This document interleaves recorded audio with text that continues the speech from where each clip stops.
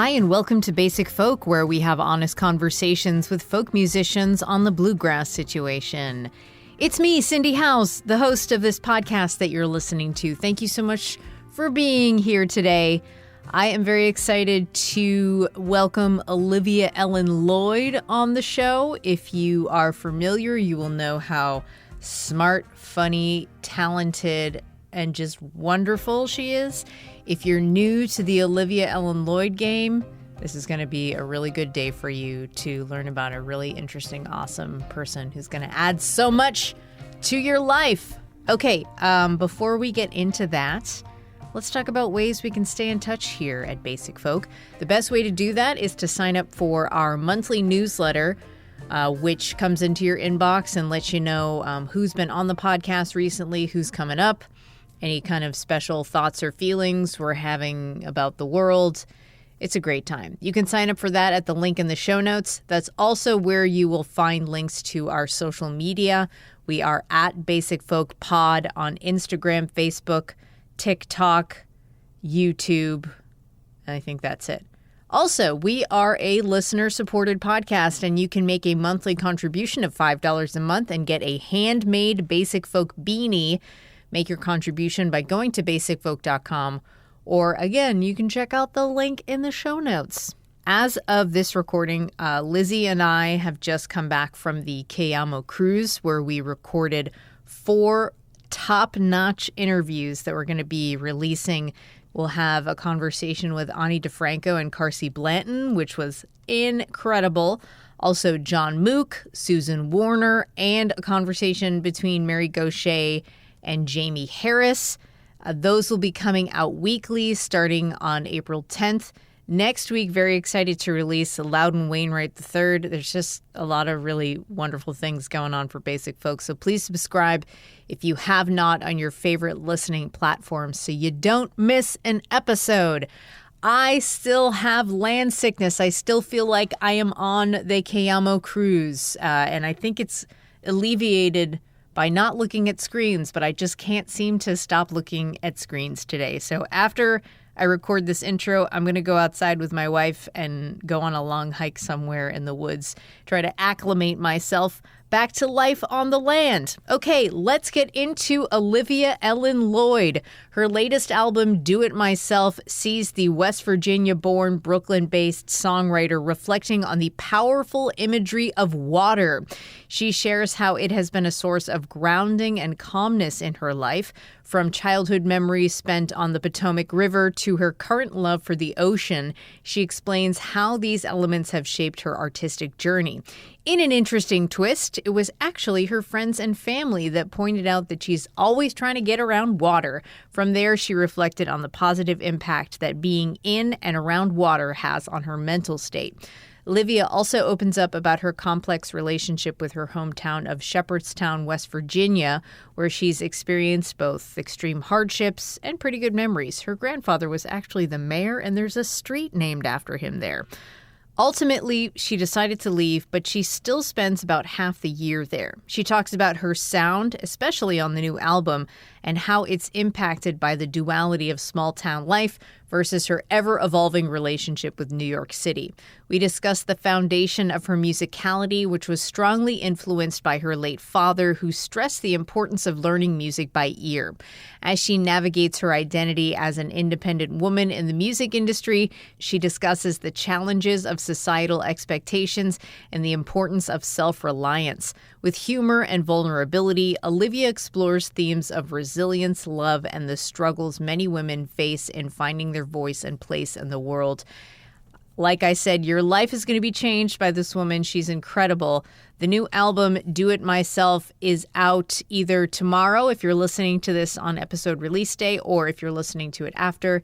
It's in the world. Okay, let's take a listen to the title track. Here's Do It Myself from Olivia Ellen Lloyd, and then we'll get to our conversation here on Basic Folk.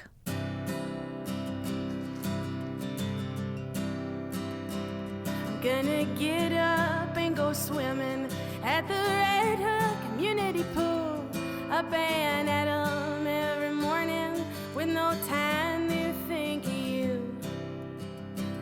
I'll only need 1 cup of coffee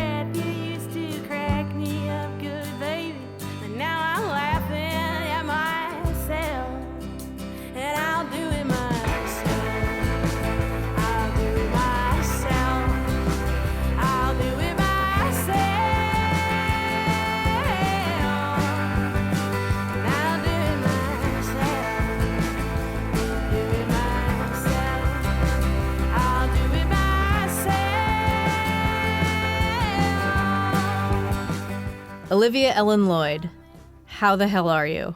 I am as well as any person currently alive in January 2025 could possibly hope to be. I'm doing quite well. How are you, Cindy?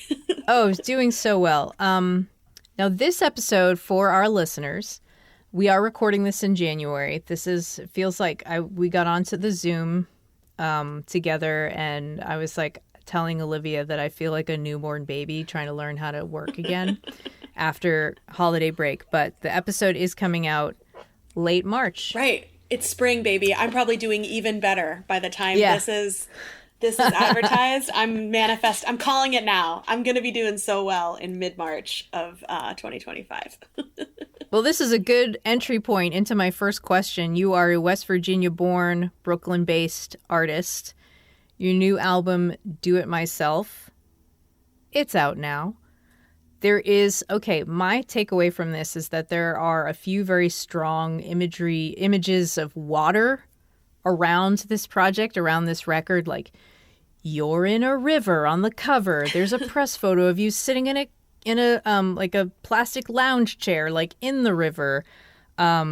You're in a lake. You're in the ocean in the Do It Myself video, which actually starts with the line, "I'm going to get up and go swimming at the Red Hook community pool." Which leads me to the first question. What has water represented to you throughout your life, and what's that connection look like? Oh, yeah. Thank you so much for asking that question. I grew up right on the Potomac River in Shepherdstown, West Virginia, and water has just always been a grounding, source of grounding for me, and a source of calm. I think the sound of water and the feel of being in the water and the feeling of weightlessness in water are all things that I come back to often. I'm a big swimmer. Unfortunately, I did not get to do lap swimming in the Red Hook community pool because notable New Jerseyan Eric Adams has not brought adult swim back to the community pools in New York City. Who do I have to call? I mean, the corruption scandals are not enough for you. This man also doesn't know how to serve his community with affordable swimming options. But regardless, I know my last record had a song called River Run on it, which was relatively popular. And I just think that I learned to swim at a very young age. I spent a lot of time in the water. My dad and I used to go canoeing and camping together on the river. And then when I got to New York City, one of my favorite things about New York is that it's actually a coastal town. We are right on the water. I go to the beach at least once a week in the summer, and really enjoy being this close to a body of water. I think it's so special and important to me. And also I'm a Cancer. I'm a water sign. I'm sort of notorious for convincing people to go to Brighton Beach with me in the winter and jump in the water when it's cold. Plunge! I've done that twice already this year, and I plan to do it again. I actually, when it started snowing earlier today, I thought maybe I should head down to Brighton and hop in. So water is just, I think it's a grounding force and a really calming force in my life and a through line. And this record is a lot about grounding and coming back to myself. And so inevitably those images came back to the forefront.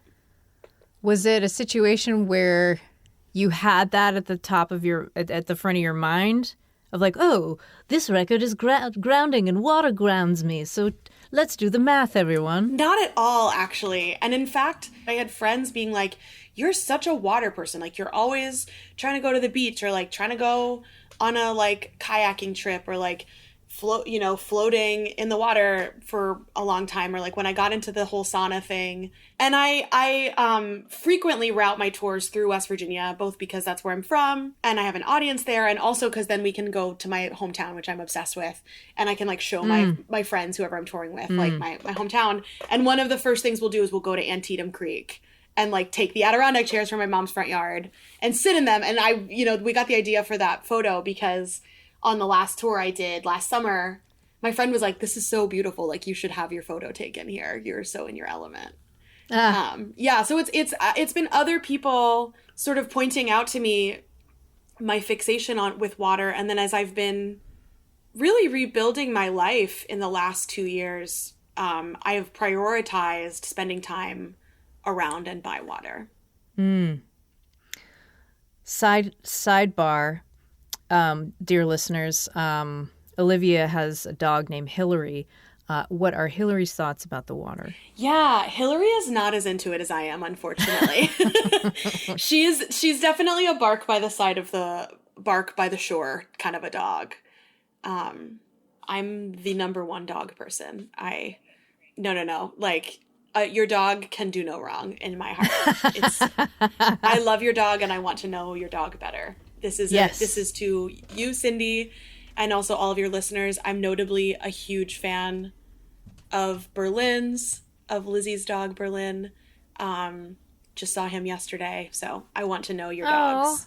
Oh, yes. Okay, great. Olivia Ellen Lloyd wants to know your dog. Yes. Do you have one of those hats that's like, can I pet your dog? Or like, tell your dog I said hi? I used to have a sweatshirt that said, ask me about my dog. Ask me about my dog. It was by this wonderful print shop called Kinship Goods in Charleston, West Virginia. And they make a bunch of really cute stuff. And, I've lost it. I'm not sure where it is. Time to reorder. It's time to reorder, I guess. Yeah. All right. Well, West Virginia, back on track. Yeah. The name of your town, again, what's the name of your town? It's Shepherdstown, West Virginia. It's the oldest town in West Virginia. Okay. Shepherdstown, West Virginia. And the Antietam River is where you go swimming? In the Antietam Creek, yeah. Antietam the creek. Yeah. Okay. In Pittsburgh, we lived on a street called Antietam. And every time I would call up a customer service place and they'd say, okay, and they would have my address on the screen in front of them. They would say the number and then they're like, Antietam. Yeah, I'm like, yeah, Antietam. Correct. That's obviously you're not a Civil War buff. I grew up about 10 minutes from the Antietam battlefield, so we don't make that mistake on this side of the Alleghenies, but sometimes people aren't as familiar. Yeah. Oh, that's funny. Okay, so you grew up in a small town. Yep. You made the decision to leave. This was a place where everybody knew everybody else's business. While you were there, you experienced some very hard times in your hometown. I have not gone through the hardships that you have gone through when it comes to your hometown, but I have very complicated feelings and a complicated relationship with my hometown. But how have your feelings evolved about your hometown and where do they stand? What are your feelings about your hometown today? That's such a good question. So, for clarity, my hometown is also my mother's hometown. It's one town over from my father's hometown. And my grandparents also grew up in the region. And so... You are a townie. I am a townie's townie. My grandfather was mayor of Shepherdstown, West Virginia. There is a street named after him, Bones Right Alley. So home is big for me. It holds a lot of memories and it sort of almost near ancestral memories. We basically arrived in the United States and went to West Virginia and have stuck around them there ever since. I did experience a lot of hardship around my hometown, namely in that many young people died when I was very young, and it was very difficult to be in Shepherdstown for probably about a 10-year period of time. But actually, getting out, it felt like I had to leave and not really like I wanted to. And in fact, many times and in many ways, I have found myself pulled back home. I really split my time. I really spend almost half the year there currently with my family, who all still lives there. So I'm very connected to my hometown, very tied in to my hometown. And also, I sort of continually grieve the hometown that I remember, the things that I remember, obviously through really rosy glasses, but the things that I remember from my childhood that made living in a place like that special, the sense of community, the multi-generational interactions, I'm from this small town. It had a lot of my grandparents lived walking distance from the church, from the elementary school, from the middle school. All of those things, which have kind of, in the same way that they have in many towns, died away. due to rising costs of living, lack of affordable rental spaces for local vendors, et cetera, et cetera. So I have like a very close tie to the community in my hometown, and also sort of a grief not only for the people that were in that town who are no longer with me, but also for what I remember as being like a really special time to be a part of that community. Shepherdstown, when I was a teenager, John R. Miller was like coming up and playing gigs in like the church basements, and so was the Fox Hunt, which was like a very prominent string band. There was this band called Roswell Kid, which like had some success about 5 to 7 years ago. Great band. They were from Shepherdstown. So like there was this incredible music scene, incredible sense of community. It was affordable to live there. We're like 100 miles from DC, so you have a little bit of that like idea, the opportunity of a big town. And so I'm still very sentimental about those times and those moments, and proud to be part of that community, and also maybe always a little bit grieving just how temporary those places are, even though it's a 300-year-old town, you know? Yeah. So the duality of like small town Appalachia and like modern country music from New York City are like a cornerstone of your sound. And your new record, to me, like listening to your debut record and then listening to your new record, it sounds more New York than the last. But like, I think it's a great blend. I think it's like a magnificent sound. So how have you worked to cultivate and maintain your sound? And like, are you afraid of losing your musical roots from Appalachia? Yeah, those are great questions. I think I'm still cultivating and finding that sound and what it is mine. I don't think I'm anywhere near losing my roots. Actually, a lot of the bluegrass and folk influences that you'll hear in the record come straight from New York. My dad was a musician. I was raised in a very musical household, but we were like a Grateful Dead, Joni Mitchell household. And so in some ways, coming back to these like broader sort of Americana and rock sounds is more of a return to the music I was raised on. And like digging into bluegrass tunes and traditional folk tunes were things that I did in the city when I moved here looking for community. And I knew a lot of those songs. Like, you can't, grow up in West Virginia and love music and not be a Hazel Dickens fan. So like that was my entryway into community in music in New York City, was through these tunes that I knew. But like really these broader sounds and the broader experiences are a lot more patchworky. Like the folk bluegrass stuff really comes from New York more than it comes from West Virginia. Right. And then the rockier stuff is really like, that's me digging back into like the band and all of like my childhood back catalog.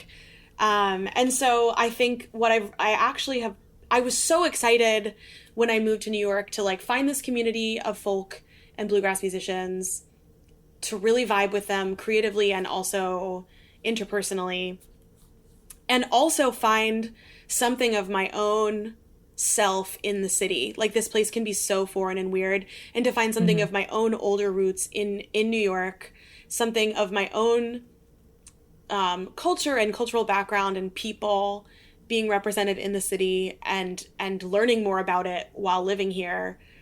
I think initially I was so excited about that you hear a lot of classic country in the first record and even a lot of bluegrass. And now I feel like it's just more blended in with like the larger sonic palette that I've been working with my whole life, which definitely has not always been just one thing.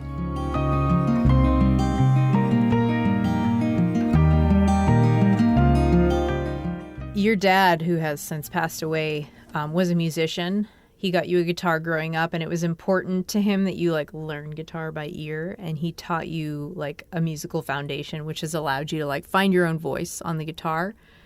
But where do you still hear your dad in your playing? Oh yeah, I mean everywhere. Greg is all over the place here. I often think that he sometimes, when I'm writing, checks in and is like, oh, that would be cool if you did that there. Anytime something kind of unique comes up in my sound, in my songs, or in my sound. We sing very similarly. I have a very high voice, and my father had this beautiful tenor, which I really miss singing with. I do want to correct the record. I bought my first guitar. I bought it myself. I had to show a lot of initiative in order to kind of like I was the last kid of 4 girls. And I was like, I want to sing. And they were like, great, go get a guitar, go teach yourself some chords. And when he noticed that I had a real like lasting interest in it, then we would start playing some gigs together, like in late middle school and high school. And he would show me some things. And I mostly learned by ear because he would practice, especially when I was in high school, almost every night for a couple of hours. He would like run through his rep and play songs in the living room. And so I learned to harmonize with him by ear. And I also like watched and learned some of the sort of right hand finger picking that I do, which is like very John Prine finger picking. I like kind of learned just by watching and listening to him to do those things. Definitely any time I sing something that any references to psychedelia, any references to kind of like a larger spiritual existence, which is something that I'm still kind of like tussling with, and my work tends to be very of the earth and of the moment and in the you know, happening as I'm singing about it. Anytime I manage to float above that into the ethereal plane, that's all my dad. That's all Greg. My dad was he was a seeker. He was always looking for something beyond what was offered to us on this one plane. So if you hear any of that in my music, that's him. That's all him. Was his last name the same as yours? Lloyd, yeah, Greg Lloyd. Lloyd. Yeah, notably not much of a songwriter, although he wrote a couple songs that I really like. Although he always wanted to be. But he sang at probably every wedding in Shepherdstown, West Virginia in the like mid 80s and 90s. Hell yeah. All right. Olivia, the sass, the humor. You have both of these things. And I hear that you get at least the sass from your grandmother. But tell me, what has humor and cheekiness looked like for you? Yeah, I mean, I think like many women, I use humor to protect myself. And it comes through in the songs often when I am saying something that's really hard to digest. I will use humor as like a beautiful filter through which we can address the issue. My song Every Good Man is probably a good example of this at its core. I want to be really clear that song is a work of fiction. That's not something that happened in my life. That's a story song. But I read your Substack. My Substack. Yeah, my like, oh God, please don't think this is about somebody specific.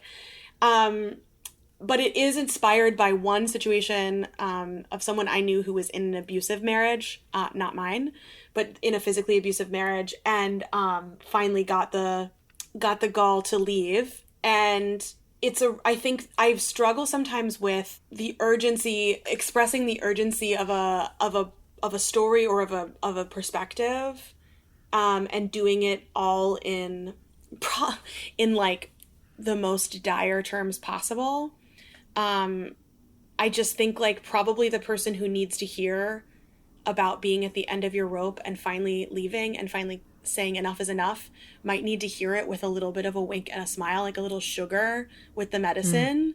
And so my tendency is to build humor into those moments. Also, like, frankly, I've had so many in every instance where I've had a tragic or awful thing happen, the only thing that has gotten me through to the next day has often been one passing laugh, you know? That I find that humor can be so powerful and underutilized in songs, in like delivering a powerful message or delivering a difficult message, that I take a lot of delight in finding ways to work that into my songs.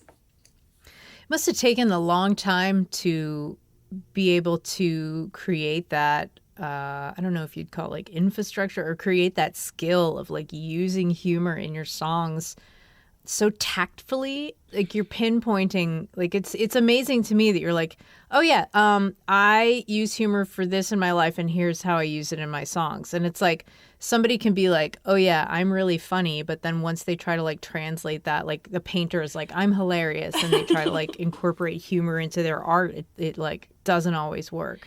Yeah, I mean, I think I also think like I worship at the altar of John Prine, who is such the master of this kind of stuff, that I've spent a lot of time thinking about what utility and like also like where is that feeling coming from in my body, like in That's the World, the Way the World Goes Round, which is like a pretty funny song. He talks about like a man who beats his wife, a person who is like depressed and like thinking about the pointlessness of their life in a bathtub, and like it's still naked as the eyes of a clown is like such a funny line in that song. I know a guy, he's got a lot to lose. He's a pretty nice fella, kind of confused. He's got muscles in his head that ain't never been used. I mean, it's like I think there is a certain ethos there, like a certain approach to people and the way that the world works. Like even when we do awful things, we are all coming from this place of unknowing or even unwitting, that humor can kind of like not give you an excuse for, but you know, remove some of the like, I'm not a big struggle for good and evil girly. Like I don't think that is what we're doing here. I think all of us are kind of like grasping around, trying to hang on to the next foothold. And so I think humor can be a helpful lens when dealing with difficult things, to remove the like, this is a bad person and this is a good person. Mm-hmm. And instead just be like, what a weird situation we found ourselves in.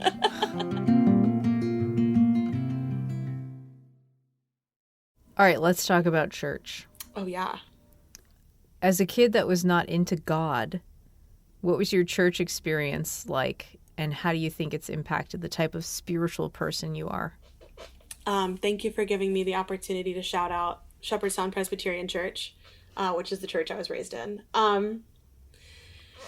Yeah, I was in an every Sunday at church type of family. My parents were both in the church choir, elders. My grandparents were very involved in the church. We had a whole pew for the Wright family, which is my mom's side of the family. And I think, and I've really, there's this like family story that I had an argument with my mom about, like, I was a very argumentative child, and I had an argument with her about like, why do I have to go to church every Sunday? And it basically ended with me being like, if I read the whole Bible, can I not go sometimes? And my mom was like, at 7, was like, yeah, sure. If you like read the Bible by age 8, we can like negotiate on Sundays about whether you go. And I didn't finish it, spoiler alert, but I got pretty far into it. And I still like will reference, like, I think the Psalms are very beautiful poems. I think there's like some really poignant storytelling in the Bible. And so I think what church did for me as a child was twofold. First, the pastor that I was raised listening to, Randy Tremba, is a brilliant orator and a like really, I think, like inspirational thinker. And so I watched someone perform every Sunday in a very intellectual and open way, and really reach people through storytelling. And that was always very inspirational for me to watch. And also I was raised in a church community, which means that like my neighbors are very important to me. It's very important to me to be part of a community of like multi-generational folks. Like I like prefer to have friends who are 20 and 30 years older than me. I have friends who are 10 and 15 years younger than me. And I think a healthy community has like a little bit of everybody in it in that way.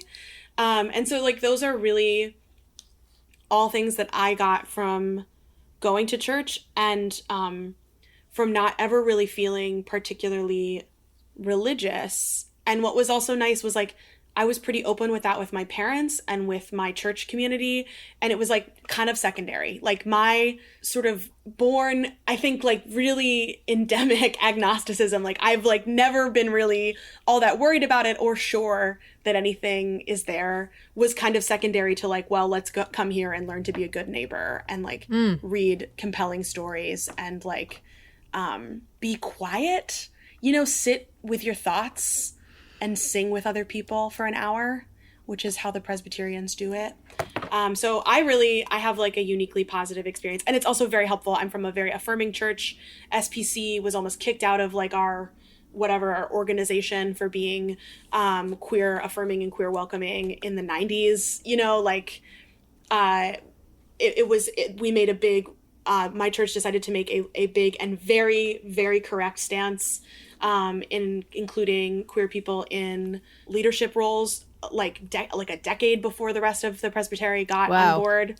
And so like I was also I got really lucky that I was in a church community that really walked the walk on like, this is our community and we're going to take care of it, which I think is unfortunately not typical.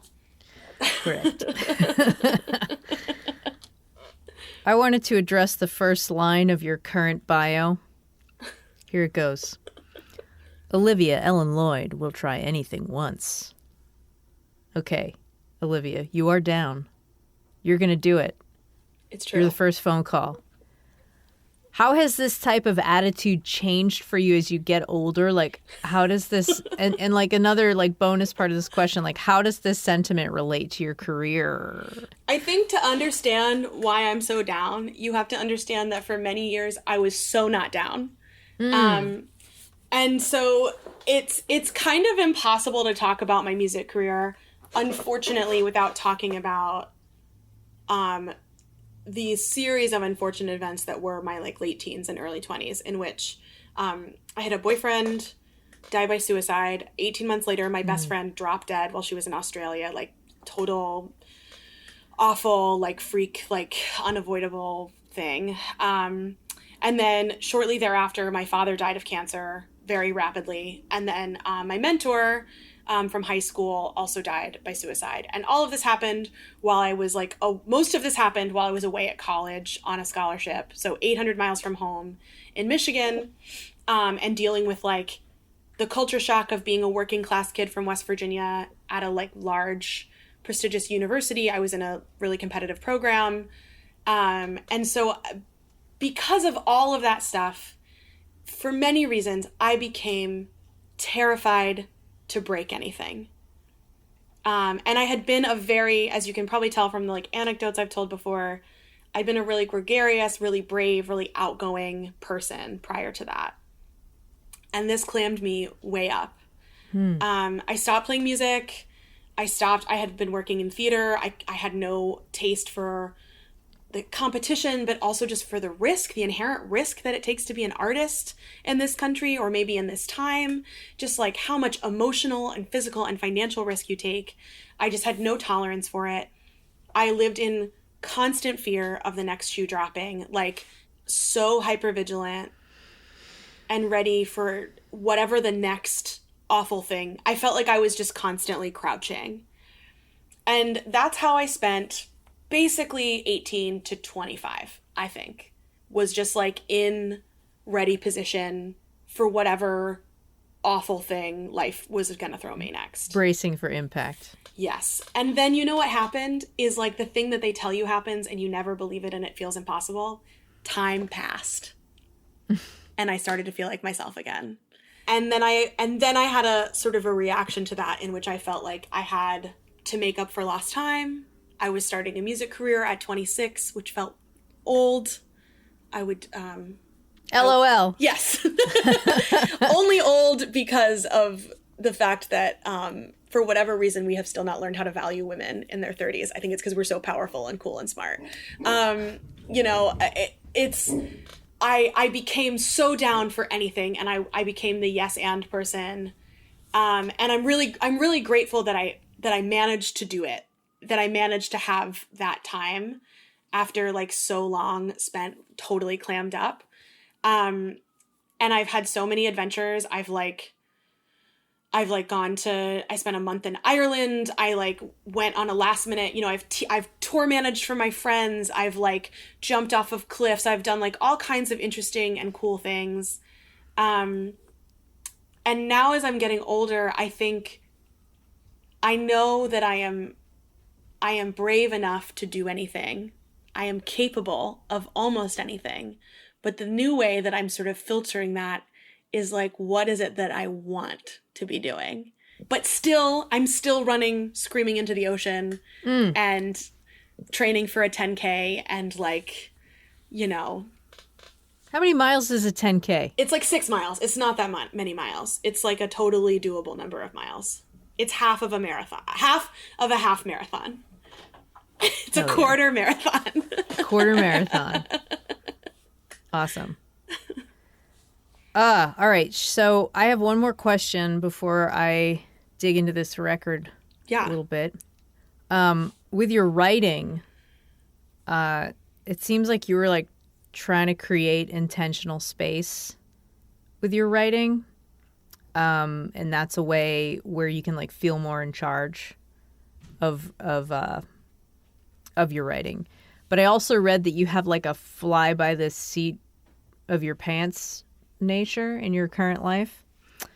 How do you work to create space for your creativity while also being flexible to like the ebb and flow? Yeah, it's really hard. I am a write every day person. I'm a like wake up and dump your thoughts out on paper person. And that helps because even when your life is different... Humble brag, I write every day. Well, I don't, but I try to. It's definitely... It's in my routine to write every day, which is to say I don't always get to it, but that's like a priority for me. Mm-hmm. And that helps because I think it just sort of keeps that channel open a little bit, which is like a very artist way thing to say, but it's true. Mm-hmm. And then I am a pen to paper person, and being conscious of that, I try really hard to have a notebook and a pen with me at all times just in case something comes up. Hey, you handwrite. I handwrite. How's your hand muscle? It's got to be crazy between playing guitar and between like doing the chords with the left hand and writing with the right hand. It's got to be I have small hands, but I think they're quite mighty. Amazing. Yeah. Okay, the new album, Do It Myself. It's out now. Here's what they say. Do It Myself is a testament to Lloyd's self-reliance and hard work. So it's like right in the record title. I'm going to do it myself. You are a very hardworking, independent person in an age where it is so difficult to have a career in music. How are you learning to not treat yourself like a person who can be flung in any which way, which is a quote from your Instagram? How are you doing it, like taking breaks, accepting help, generally being good to yourself as you start this new album cycle? That's what they call it for our listeners, that's what they call it in the biz. They call it an album cycle when you release a record and then you start the promo cycle. That's where Olivia is now. I'm right in the thick of it. How do I do it? To be honest, I don't think I'm doing it very well. But it is something that I am learning as I go. I, as a person who grew up working class, as a person who has relied on like scholarships and grants to fund anything I wanted beyond the basics, I struggle with the notion that rest is regenerative and helpful. And so I am trying now, as I go through this record for this second record, to teach myself those things. But I'm trying really hard to just take it one task at a time. And this record is like, I do have obviously like a PR person helping me, and I have a radio promo person helping me, but everything else is I am doing 100% independently. And it has meant that like, whereas previously I might have spent 12 hours emailing, like between like during the morning I would do PR work, and then in the afternoon I would like make a video, and then in the evening I would like work on routing a tour. I'm like letting some things frankly fall a little bit to the side for now. I have I have quite a successful little music business as far as independent music businesses go. And it's difficult to accept that some threads are just going to be cut or dropped because I can't manage it all. But this cycle has been a lot about like, what can I do today that will set me up to be happy in 2 or 3 years and not just like rushed into the next thing. So the answer to that is that I am still somewhat treating myself like a person who can be flung every which way. And this industry really wants us to continue working ourselves to the bone. And I am resisting that impulse with everything in my being, despite that being my default. Great. After this interview, go lay down. That's the plan.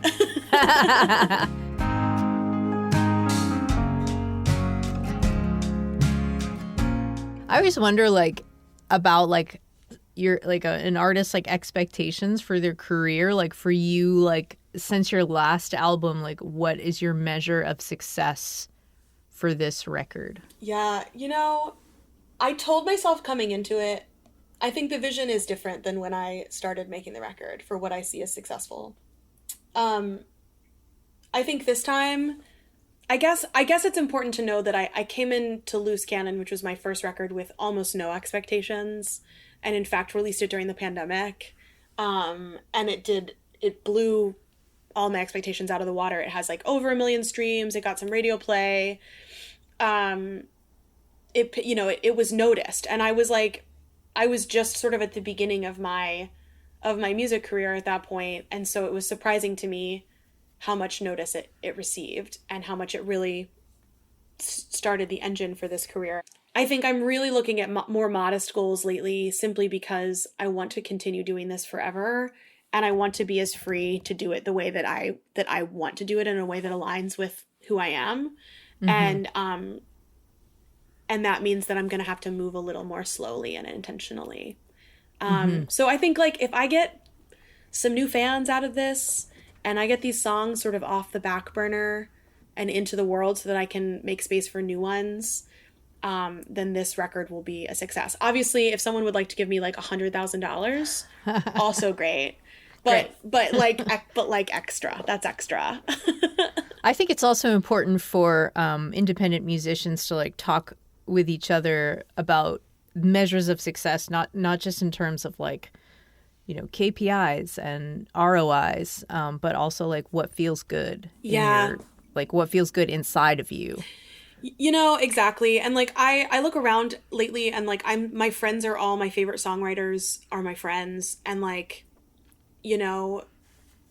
my closest confidants are also like my side, people who like play in my band, and I don't like to call them side people because they are so much more than that, but side friends. My side friends.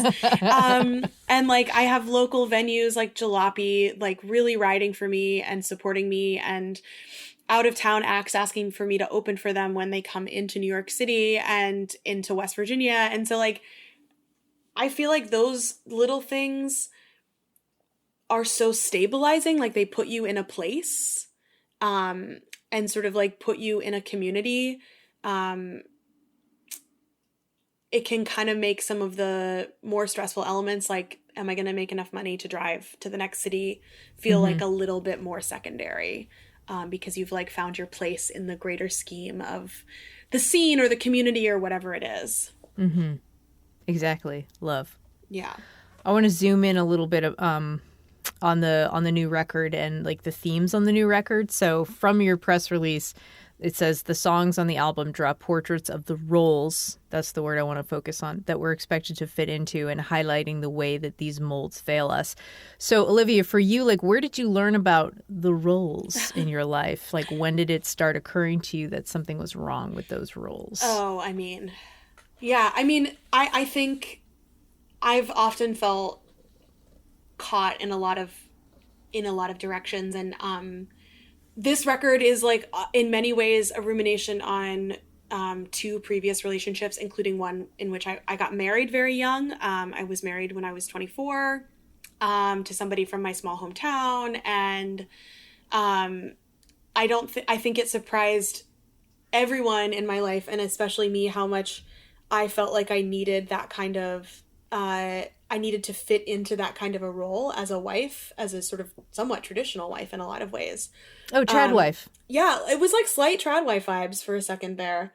You know, cooking meals and supporting the husband and all of that, and I'm often seen as, in every part of my life, as a very I am in fact a very independent person, and very strong-willed, very stubborn, and yet there was a part of me that really believed that my value could not be actualized without the validation of like a traditional relationship. And in fact, like, I fell out of that marriage and directly into another relationship that had a lot of the same basic dysfunctions. You weren't ready yet. And I had to like look around and be like, okay, what is it about my belief system in like what I bring to the table and what women are capable of doing on their own, that's like leading me into these relationships where I am like often taking sort of a caretaking role without signing up for it, without really intending to, and calling that partnership, but like that's not really what partnership is. And so this record is a rumination on my own experience there, but also like on women's work more broadly, because I think like we are currently just being pummeled with like information that women can do anything and be anything, but the reality that like that's not actually. In fact, there are a lot of people who not only don't believe that, but work actively against that system. And then when you're like, it's so hard to be a woman and try to do anything, there will people be like, it's 2025, you can do anything. And it's like, we demonstrably can't. And we are like constantly, you know, butting up against these lies. I mean, it's a lie. It's a lie that it is just as easy for a woman to do anything as it is for a man. We have to be 50 times more qualified and like hotter somehow. And it's like, it's if you do have looks and you don't use those looks, you get called out for not using your looks. It's just like, it's the amount of contradiction inherent in like existing as an independent woman in this world right now.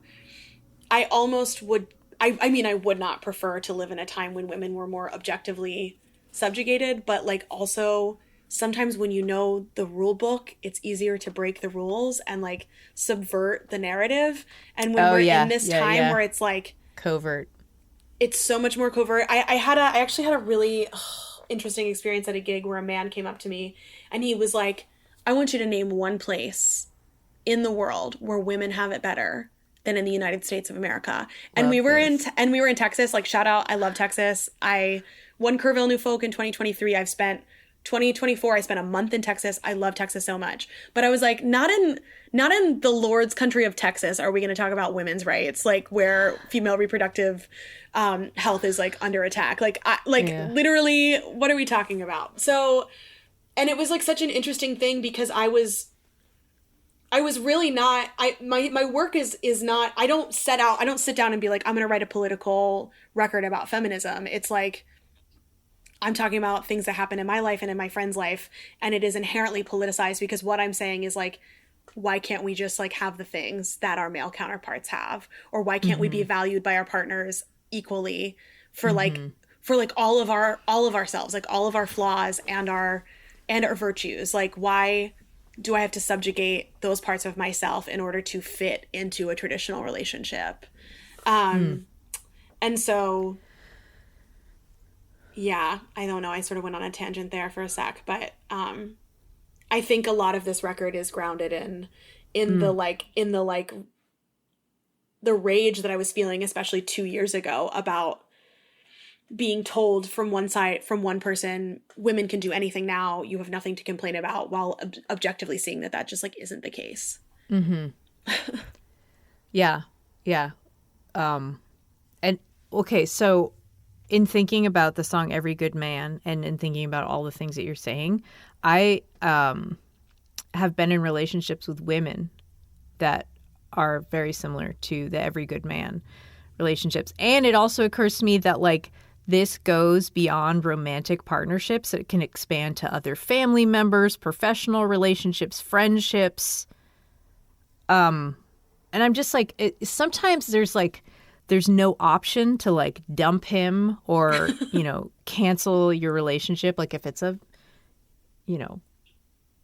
family member that's treating you like this. Yeah. Like, I don't know. What do you think it takes for someone to stop living the every good man life? I mean, I think it's a privilege to escape that dynamic, to be honest. I mean, in many cases, you're definitely right. I do want to be clear that like the power imbalance thing is not solely gendered, although I think it is always patriarchal in nature. Yeah. Yes.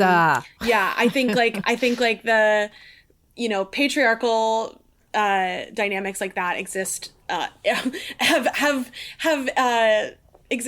extend outside of our gender binary. But I think subverting and like escaping that dynamic, it can be, therapy has been a very helpful tool for me in building self-resiliency and self-reliance and self-esteem.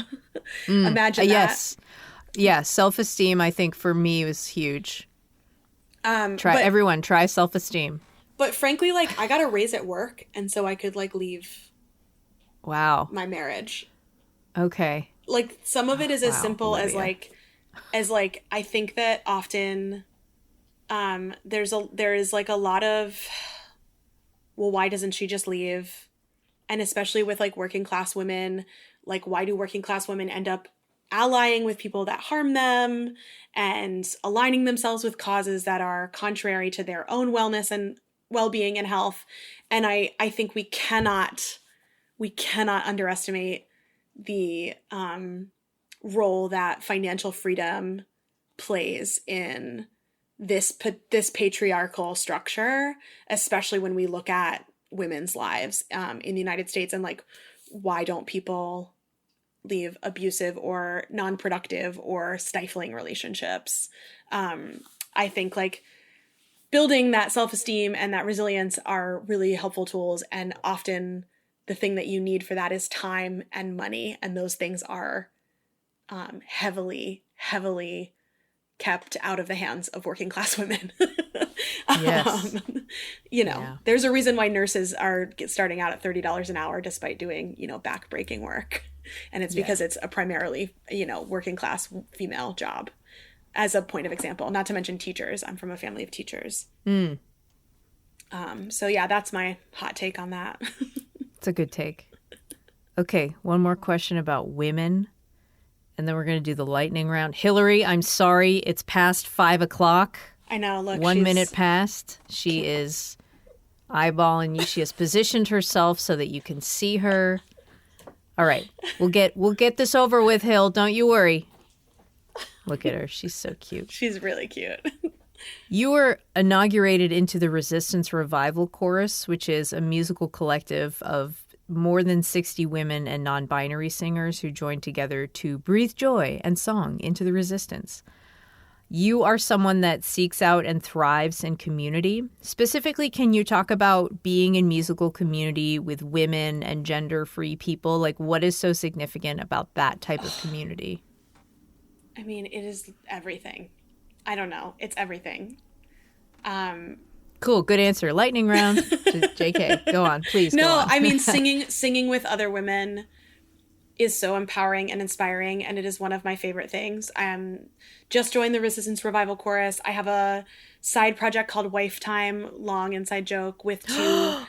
Wife Time? Wife Time, Wife Time original. Yeah. Olivia. Whoa, Wife Radio. It's WIFE. My wife made this for me for Christmas. We could get Wife Time on Wife Radio. Hell yeah, that's so cute.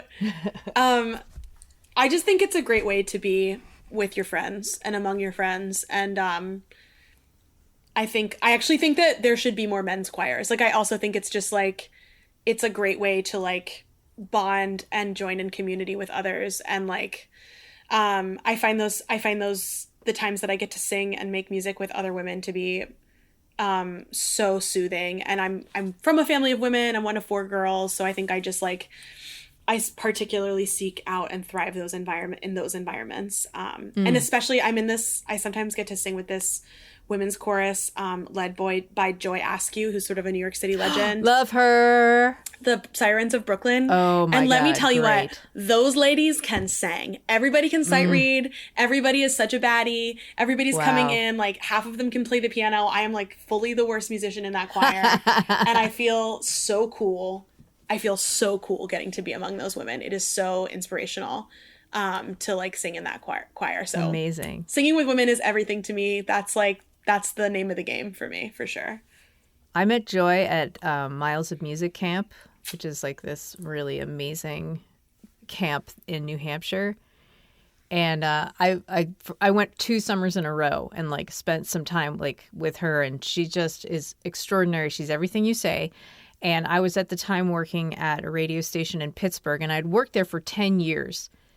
And there was a David Bowie poster from like the late 80s, early 90s, and it had been next to my desk for 10 years.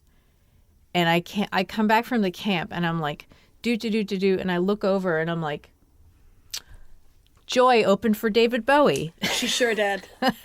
I mean, I think like men have so many examples of these women who like, or of these people who like, they're not David Bowie famous, but they had these incredible storied careers and these great things. And it's like, man, if I don't end up being David Bowie, I could be like this person. And Joy is like one of actually like kind of a small number of women who like from that era who like had these careers where it's like, yeah, she's not like famous, but like, boy, could you dream of another like more creatively interesting person who's had like more adventures. And so like that choir has a few women like that in it. Some who are like a little closer to Joy's age and some who are like in their 40s and 50s. And like, I just want more spaces where I can like soak up all of the wisdom of these women who were doing it when like literally no other women were doing it. Like when they really were like carving out space for themselves for the first time. And the like, I don't know Joy very well personally. I just am in the choir, but like watching her lead a room in vocal exercises or talk about a song that she's arranged, like she is one of a series of some of the most formidable baddies like in that choir. It's like actually crazy. Lauren Balthrop's in it. Elizabeth Zeman. Yeah, Elizabeth and the Catapult. Like people that I'm just like, oh yeah, you are fully the coolest person in this room. Amy Helm was in it this year, who I'm such a big fan of. Amy Helm's. I want to barf. I love her. I was like similarly gagged. Like I was just like, cool, I'm in Amy Helm's section for this. This is normal and cool. I'm behaving and acting it like a rational, normal person. Yeah, I'm moving to the commune that Amy Helm is running. Yeah, great. Immediately. Sign me up. This has really been a lot of fun. So let's wrap up with the lightning round. Yes. Olivia Ellen Lloyd. What is the most West Virginia thing you can bring to the potluck? Hot dog sauce. It is. I'm not explaining it any further. Okay. What is your specific favorite body of water? Ooh. It's either the Antietam Creek, gross, or truthfully, the beach at the Rockaways. Predictable. Also gross. What is a tried and true method to calm down?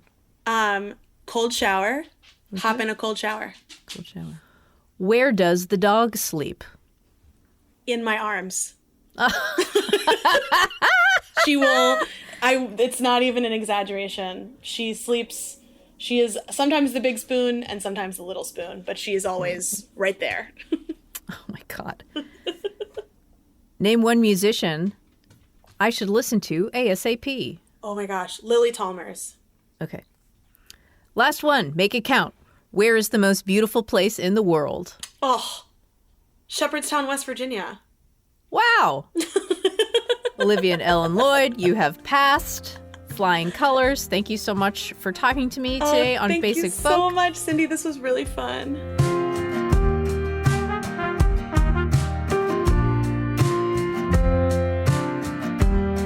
This episode of Basic Folk was produced by C.J. Nungesser. Basic Folk is a production of the Bluegrass Situation. You can find all of our episodes there. You can check us out on basicfolk.com. Search for Basic Folk on the SiriusXM app. Find us on folkalley.com and Folk Alley's mobile app. Or you can listen wherever you get podcasts. If you enjoyed this episode, we suggest sharing it with a friend, like maybe that one friend who just loves to be in the water while their dog is on shore barking their heads off because they can't deal with being in the water, and they would really love it if their human would get out of the water and maybe come give them a treat or a pet on the head, but instead their human just insists on being in the water. Send it to that friend. All right, thanks for listening all the way to the end. Love you. Talk to you next time. Bye.